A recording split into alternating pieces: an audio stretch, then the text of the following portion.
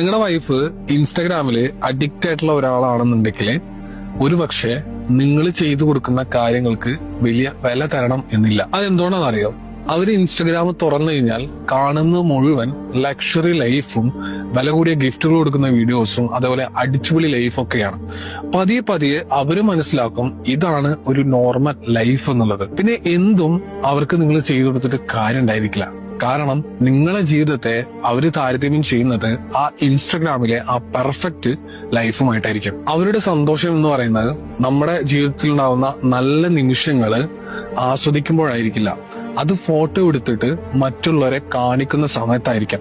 നമ്മൾ എങ്ങോട്ടെങ്കിലും യാത്ര പോയി കഴിഞ്ഞാൽ ആ സ്ഥലം ആസ്വദിക്കുന്നതിനേക്കാൾ അപ്പുറം അത് സ്റ്റോറി എടുത്ത് പോസ്റ്റ് ചെയ്യാനായിരിക്കും അവർക്ക് തിടുക്കണ്ടായിരിക്കുക. വളരെ സിമ്പിൾ ആയിട്ട് പറഞ്ഞു കഴിഞ്ഞാല് നമ്മള് അവർക്ക് വേണ്ടി ജീവിക്കാൻ ശ്രമിക്കുമ്പോൾ അവര് മറ്റുള്ളവരെ കാണിക്കാൻ വേണ്ടിയിട്ടായിരിക്കും ജീവിക്കുന്നത്. ഇങ്ങനെയുള്ള ഒരു ബന്ധത്തില് സന്തോഷം ഉണ്ടാകുമോ എന്ന് ചോദിച്ചാൽ സംശയമാണ്. ഇത് നേരെ ഓപ്പോസിറ്റ് ഉണ്ടാവാം. അതായത് സ്ത്രീക്ക് പകരം പുരുഷൻ അഡിക്റ്റ് ആയി കഴിഞ്ഞാൽ ഇതിനേക്കാൾ വലിയ പ്രശ്നം